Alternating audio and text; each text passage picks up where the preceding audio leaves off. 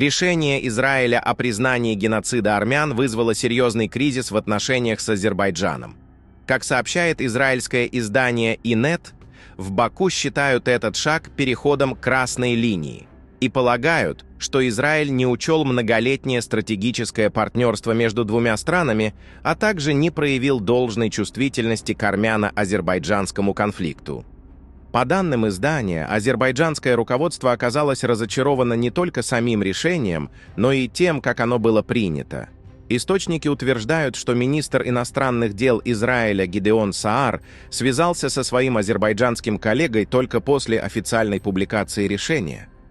В Баку это восприняли как шаг, поставивший Азербайджан перед фактом, а не как результат предварительного диалога.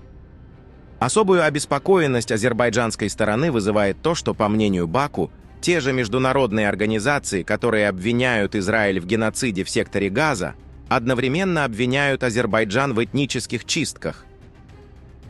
Как отмечает Енет, в Азербайджане ожидали, что Израиль воздержится от решения, способного усилить позиции армянской стороны, особенно с учетом того, что Баку, несмотря на международное давление, не выступал против Израиля по вопросам Газы, Ливана и Ирана.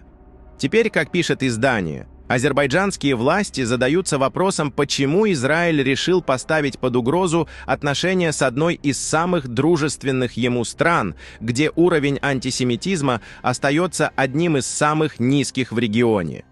При этом в Баку все еще надеются, что кризис не будет углубляться и вопрос не дойдет до окончательного утверждения в Кнессете. Тем временем министр иностранных дел Израиля Гидеон Саар резко ответил на заявление главы турецкого МИД Хакана Фидана.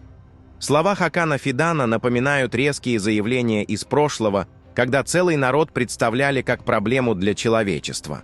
Эти слова являются подстрекательством к геноциду. Евреи очень хорошо знают, что происходит, когда подобные высказывания остаются без ответа. Первый шаг на пути к геноциду – это расчеловечивание, заявил Саар.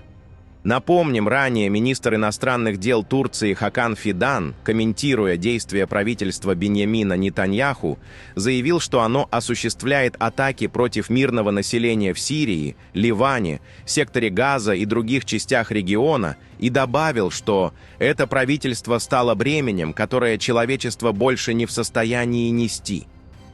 Тем временем журналист 15-го израильского телеканала Цви Ехескели, комментируя церемонию прощания с верховным лидером Ирана, заявил, что происходящее стало демонстрацией силы Исламской Республики. По его словам, Хаменеи провожают как религиозного лидера, пожертвовавшего собой ради дела шиизма, а сама церемония превратилась не просто в похороны, а в политический сигнал. Иранцы выкрикивают призывы к мести и посылают западным странам послание: «Вы пытались сломить нас, но не смогли. Теперь вам придется за это заплатить, и возмездие наступит», заявил Ехескели. Иран считает необходимым выработать механизм управления рисками при реализации проекта ТРИП.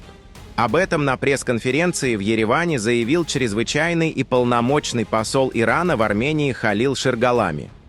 По словам дипломата, обеспокоенность Тегерана возможным присутствием американских представителей у своих границ является абсолютно обоснованной, и на эти опасения должны быть даны четкие гарантии. Ширгалами сообщил, что правительство Армении заверило Иран: реализация проекта ТРИП и возможное присутствие Соединенных Штатов в регионе не создадут для Тегерана никаких угроз или вызовов. Посол отметил, что для выхода Армении из транспортной блокады стране необходимо максимально использовать свой транзитный потенциал. Однако одновременно, по его словам, необходимо создать эффективный механизм управления рисками и своевременно реагировать на любые угрозы, которые могут возникнуть в связи с региональным присутствием США. Дипломат также напомнил, что после подписания мирного меморандума между Ираном и Соединенными Штатами прошло всего около 20 дней, однако, по его утверждению, отдельные положения документа уже неоднократно нарушались. Именно поэтому, подчеркнул он, обеспокоенность Ирана остается вполне логичной. Кроме того, Халил Ширгалами сообщил, что Тегеран продолжает работу над всеобъемлющим соглашением о стратегическом партнерстве с Арменией. По его словам, на прошлой неделе президент Ирана Масуд Пезешкиан во время встречи с премьер-министром Армении Николом Пашиняном вновь подчеркнул важность скорейшего подписания этого документа. Сейчас продолжается работа над текстом соглашения. Мы надеемся завершить этот этап в ближайшее время и перейти к подписанию. Иран с большим удовольствием примет визит премьер-министра Армении в Тегеран, где, как мы надеемся, и состоится подписание документа, заявил посол. Отдельно Халил Ширгалами прокомментировал отсутствие на похоронах верховного лидера Ирана Али Хаменеи, президентов Азербайджана и Турции. Это, безусловно, внутреннее решение каждого государства, на каком уровне оно будет представлено. Но как гражданин Ирана я, конечно, ожидал, что и Реджеп Тайип Эрдоган, и Ильхам Алиев лично примут участие в церемонии.